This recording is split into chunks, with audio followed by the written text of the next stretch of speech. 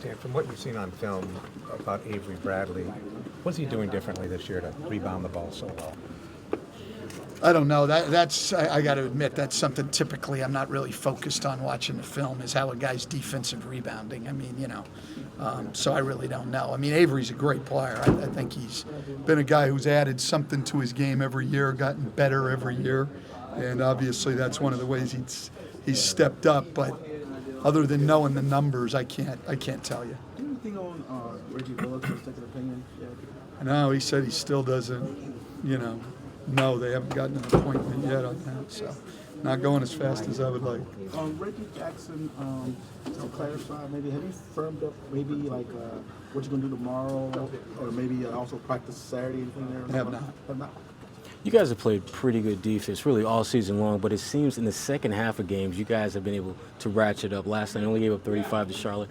What's the key to your team defensively in the second half of games to really kind of get it going and lock teams down? Again, I don't know. I mean, the keys are the same in the first half as the second half. Maybe we just do a better job as we get into the rhythm of the game. But, the keys for us are, getting back, trying not to give up easy baskets, trying to close the lane down the best we can, and then from there closing out, and then you got to rebound the ball. I mean, if we can do those if anybody can do those four things, you're pretty good. I mean, but those are the things that we emphasize. The smaller lineup with Lord, do you see yourself going to that maybe a little bit more? Is that just based on matchup? Yeah, I mean, we're certainly comfortable with that. I'm comfortable with that. It just it all depends on matchup. We try to do whatever we can to keep what I think are our better players on the floor. So it just all depends on matchups and who we have available and everything else. But defensively with him at the 5, there's no real issue there. Well, I mean, you're not as big and strong inside as you could be, but John's a pretty good rebounder. He's been our second best rebounder all year. So, if Andre's not in the game, I mean, he's a good choice, But Aaron's really good too. So I'm not really looking to take away minutes from Aaron, but certain matchups, we just see how it goes. Did you get a chance to look at Andre's? I did not. I didn't even watch it. You are now number 1 in the league in fewest turnovers. Is there anything besides emphasizing it the best you can verbally? What can you do to help limit those? I don't know. I mean, the one thing we don't do is, we don't do a lot of stuff where, we're doing a lot of foreplay into sets. I mean, we're not trying to swing the ball a lot. I mean, we're trying to move the ball via dribble handoffs and pick and rolls, a lot like they do here is what we're trying to do. And so, we don't give up as many of those like passing lane steals and things like that. And our guys have just been good. I mean, generally, if you keep guys on the court who are low turnover guys, you won't turn it over a lot. I mean, I remember years ago, my brother was just starting out in the league, and he was doing advanced scouting, and when he'd go into cities, he'd go try to watch a college practice, and Dick Bennett was coaching at Wisconsin Green Bay, and his teams never turned the ball over. And so at the end of practice, Jeff asked him that, what do you do so you guys don't turn it over? He said, it's simple, don't play the guys who turn it over.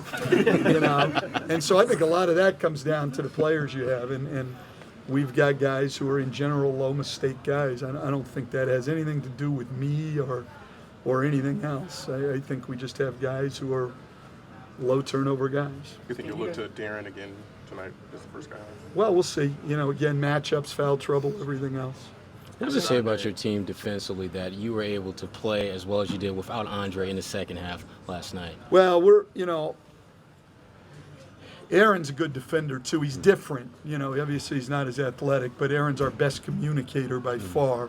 Does a great job. Andre's gotten a lot better in that area, but Aaron's really outstanding, and so our other guys always know what's going on when he's on the court. So I think it's from both ends really, but especially from a defensive standpoint, I think our guys have great confidence in him, and so we don't lose a whole lot there defensively. A couple of guys mentioned that last night in the locker room, that your communication was better last night and that you stressed it and shoot around.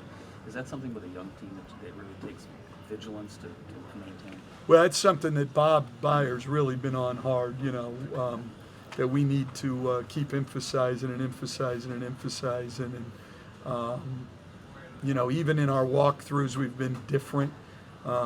at Otis's suggestion actually, because usually I'll walk them through the action and talk them through the whole thing, and they're not having to do a lot. And so the last couple of shoot-arounds, what we've done is, we tell them what we want, how we want to cover things, but then when we walk through it, they've got to talk through it. And so we're doing whatever we can to try to emphasize their communication with each other.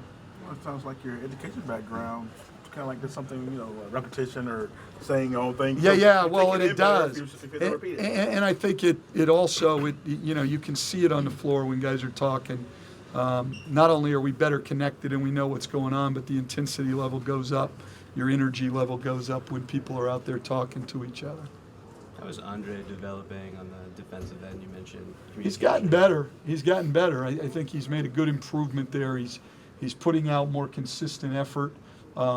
He's communicating a lot better. He's making multiple efforts. Probably his best game defensively was the Miami game last week, but he had a really good game defensively against the Clippers too. I think he's more locked in, more tuned in, and playing with better overall energy. Talk about the eye test there. We've asked you a couple times over the last couple of years about his block shot totals. And I don't know if they're still where you want them to be. But that being said, he's a pretty good pick and roll defender. He is a pretty good. When he's locked in, I mean, he can make he can stop the ball, recover.